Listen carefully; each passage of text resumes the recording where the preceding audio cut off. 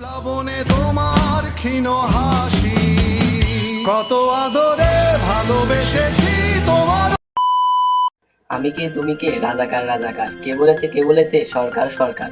হ্যাঁ, আজ প্রতিটি বাঙালির মুখে মুখে এই চারটি বাক্য উচ্চারণ হচ্ছে। ওহ দুঃখিত, আমরা তো আবার বাঙালি না, আমরা হলাম রাজাকার। আজীবন বইয়ে পড়ে আসতেছি, যে সকল ব্যক্তিবর্গের জন্ম দেশে হওয়া সত্ত্বেও তারা তৎকালীন আমল অর্থাৎ যুদ্ধের সময় দেশের স্বাধীনতার বিরুদ্ধে কাজ করেছে, তাদের বলা হয় রাজাকার। তবে এটা সাল 2024, তাহলে এই 24 সালে এসে আমি রাজাকার কিভাবে হলাম? আমার জন্ম তখন হয়নি। আচ্ছা ঠিক আছে, আমি রাজাকার না, ওই সরকার সাহেবা বলেছেন যে রাজাকারের বাচ্চারা চাকরি পাবে, ধরলাম তাহলে আমার বাবা রাজাকার।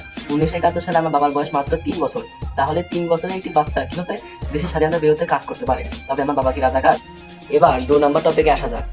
মুক্তিযোদ্ধার সন্তানেরা চাকরি পাবে না, তাহলে কি রাজাকারের সন্তানেরা চাকরি পাবে? আসলে যে এই কথাটি বলেছে তার কাছে আমার প্রশ্ন, মুক্তিযোদ্ধা কাকে বলে আপনি কি জানেন? যে সকল ব্যক্তিরা দেশের স্বাধীনতার পক্ষে যুদ্ধ করেছে তাদেরকে মুক্তিযোদ্ধা বলা হয়। এখন এই মুক্তিযোদ্ধা 2 প্রকার, একটা হলো প্রত্যক্ষ আর একটা পরোক্ষ। যারা সরাসরি পাকিস্তানিদের গুলি করে হত্যা করেছে এবং রণক্ষেত্রে যুদ্ধ করেছে তাদেরকে বলা হয় প্রত্যক্ষ মুক্তিযোদ্ধা, এবং তাদের নাম যেহেতু লিপিবদ্ধ আকারে প্রকাশিত হয়েছে আমরা তাদেরকে মুক্তিযোদ্ধা হিসাবে চিনি। তবে আর দল আছে যারা মুক্তিযোদ্ধার পক্ষে কাজ করতো, তাদের মনোবল বাড়ানোর জন্য গান গেত, খাবার দাবার দিয়ে সহযোগিতা করতে, তারাও তো মুক্তিযোদ্ধা, তারা হলো পরোক্ষ মুক্তিযোদ্ধা, কিন্তু তাদের নাম লিপিবদ্ধ আকারে প্রকাশিত হয়নি। একটা ঘটনা বলি, 1971 সালে মা ভাত রান্না করে দিত এবং আমার স্যার এবং তার বাবা মাথায় করে সেই ভাত মুক্তিযোদ্ধাদের দিয়ে আসতো, এবং এমন অনেক দিনও গেছে ওই যোদ্ধারা এসে আমার স্যারের বাড়িতে রাত্রি যাপন করেছে। তাহলে আপনার ভাষ্য অনুযায়ী বোঝা যাচ্ছে যে ওই নামধারী মুক্তিযোদ্ধারা বাদে সবাই রাজাকার। তাহলে আপনি বলুন আমার ওই স্যার কেউ রাজাকার হচ্ছে? মানে প্রেস ব্রিফিংয়ে এসে আবল দাবল বললেই হয়ে গেল না? এইবার আসি কোটা আন্দোলনের বিষয়ে। কোটা হলো সরকারি চাকরি এবং ইউনিভার্সিটি ভর্তির ক্ষেত্রে একটা অতিরিক্ত সুবিধা। আর বর্তমান আন্দোলন হলো এই সুবিধাগুলো মুক্তিযোদ্ধা এবং তার সন্তানেরা পাবে, এটুকু পর্যন্ত ঠিক আছে। তবে তার নাতিরা কেন পাবে? এই জন্য বর্তমানে কোটা আন্দোলন হচ্ছে। এই কোটা আন্দোলনে 1 কোটিরও বেশি শিক্ষার্থী সরাসরি অংশগ্রহণ করতেছে, সাথে বিভিন্ন ভ্যান চালক, শ্রমজীবী এবং স্কুল ড্রপ আউট শিক্ষার্থীরাও এখানে অংশগ্রহণ করতেছে। এখন ওই রিক্সা চালক অথবা স্কুল ড্রপ আউটের দেওয়া কোনো সরকারি চাকরি বা ইউনিভার্সিটি ভর্তির কোনো চিন্তা নেই, তাহলে তারা কেন আন্দোলন করতেছে? ওই উদ্দেশ্য একটাই, তারা সৎ অধিকার সহ দেশের ভালো চায়। এখন এই আন্দোলনে অনেক মুক্তিযোদ্ধা এবং তার নাতিরা অংশগ্রহণ করতেছে এবং তারাও বলতেছে যে কোটার দরকার নেই।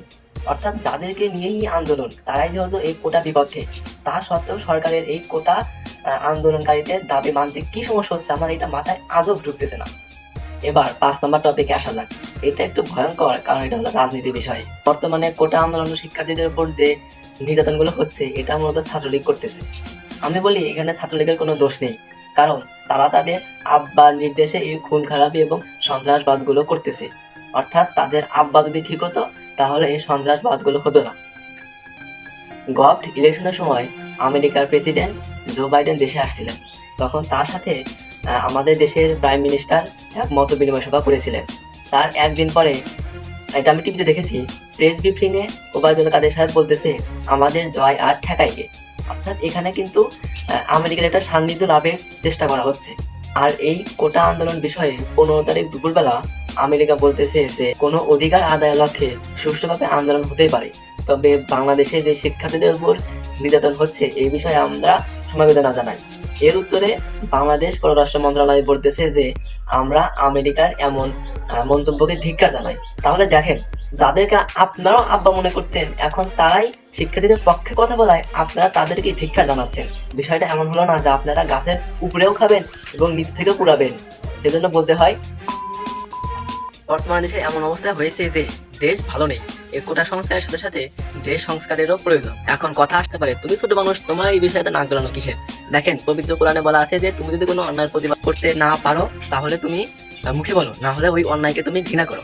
আবার ব্রিটিশ শাসনের একজন কর্মঠ ব্যক্তিত্ব ক্ষুদিরাম বসুও নিজে বলেছেন যে তুমি কোনো অন্যায়ের প্রতিবাদ করো, না হলে মুখে বলো, না হলে লিখে প্রতিবাদ করো, না হলে যারা এই বিষয়ে কাজ করে তা তুমি মনোবল বাড়াও। এখন যেহেতু আমার সরাসরি অংশগ্রহণ করার কোনো ইখতিয়ার নাই, তাই আমি মুখে বলে এই বিষয়ের প্রতিবাদ জানাচ্ছি।